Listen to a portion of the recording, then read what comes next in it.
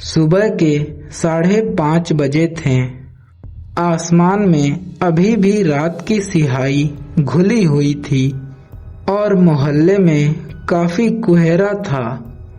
मैं बालकनी में खड़ा चाय की चुस्की ले रहा था। मुझे इंतजार था हमारे रमेश का, जो मेरे घर दूध देने आता है। रमेश पिछले 6 महीनों से आ रहा था।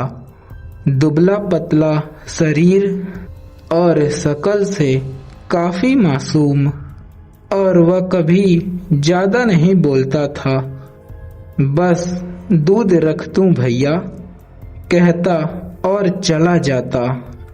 पर उसकी एक बात मुझे हमेशा खटकती थी। उसकी आंखों में कोई चमक नहीं थी, बस एक गहरी डरावनी शून्यता। उस दिन भी वह आया। कोहरे को चीरती हुई उसकी साइकिल की घंटी बजी और फिर उसने मेरे गेट पर खड़ा होकर कहा, दूध रख दूं भैया।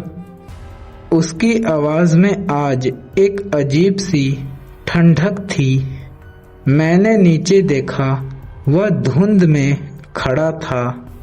जैसे ही मैं उसके तरफ गौर किया, मेरा माथा ठनका। उसके पैरों के पास कोई परछाई नहीं बन रही थी, जबकि पास के खंबे की लाइट जल रही थी। फिर मैंने सोचा कि शायद मेरी आंखों का धोखा होगा। फिर अगले दिन माहौल धीरे धीरे भारी होने लगा।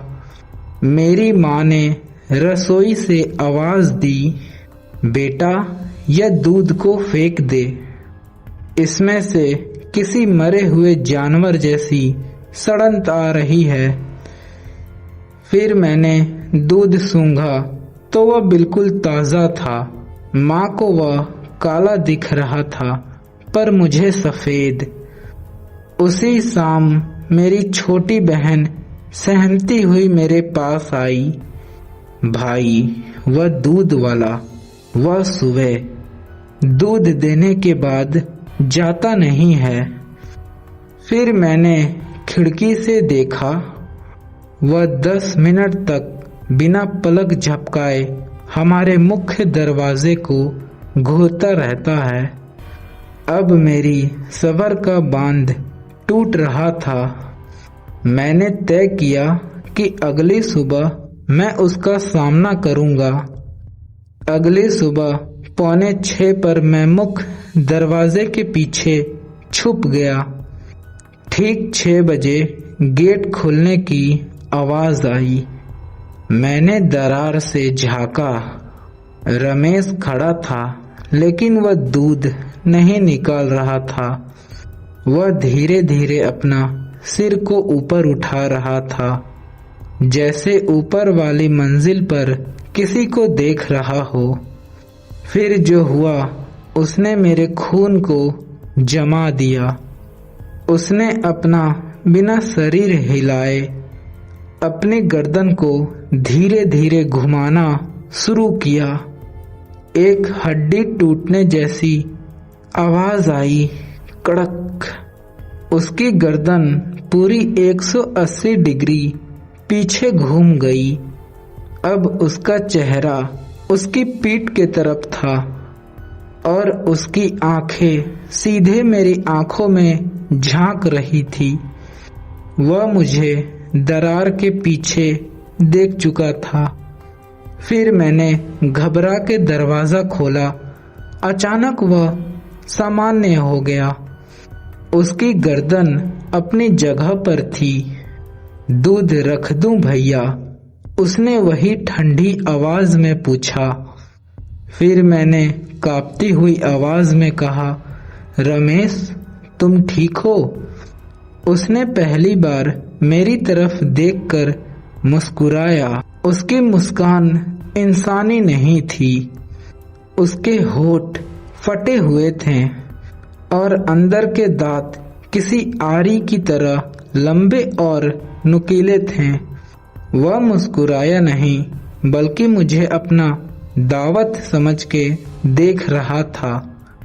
फिर उस दिन मैं चैन का सांस नहीं लिया।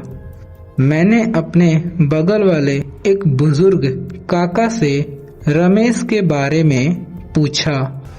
काका ने कांपते हाथों से अपनी माला पकड़े और बोले, बेटा, तुम किस रमेश की बात कर रहे हो?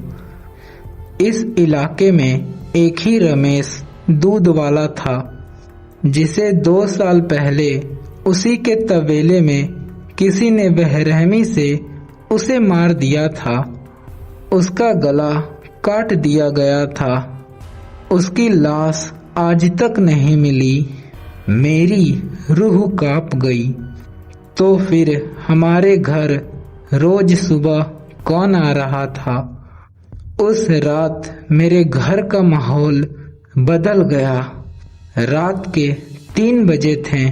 अचानक दरवाजे पर दस्तक हुई। भैया, दूध ले लो। वह आवाज भारी और पहले से ज्यादा फटी हुई थी। फिर मैंने खिड़की से नीचे देखा तो वह नीचे खड़ा था, लेकिन इस बार वह अकेला नहीं था।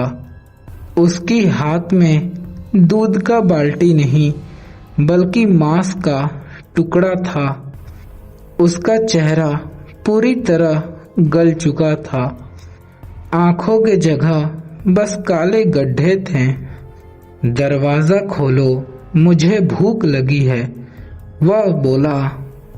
पूरा मेरे घर के लोग कांप उठे। खुश नसीबी से मैंने पंडित जी को पहले ही बुला लिया था। जैसे ही वह साया मेरे घर के अंदर घुसने का कोशिश करने लगा, पंडित जी जोर जोर से मंत्र पढ़ने लगे और अपने बैग से गंगा जल निकालकर पूरे घर में छींट दिए। फिर तभी एक भयानक चीख गूंजी जो ये दुनिया की नहीं लग रही थी, और वह काला साया एक धुएं में बदल गया और धुएं में ही गायब हो गया और हमें दूध वाले से छुटकारा मिल गया। तो यह कहानी यहीं पे ख़त्म होती है। अगर मेरे कहानी को आप लोग लास्ट तक देखे हैं तो प्लीज़ एक प्यारा सा कमेंट कर दीजिएगा, ताकि मैं अगला कहानी इससे भी डरावनी ला सकूं। तो आज के लिए इतना ही। मिलते हैं नेक्स्ट वीडियो में। Bye bye.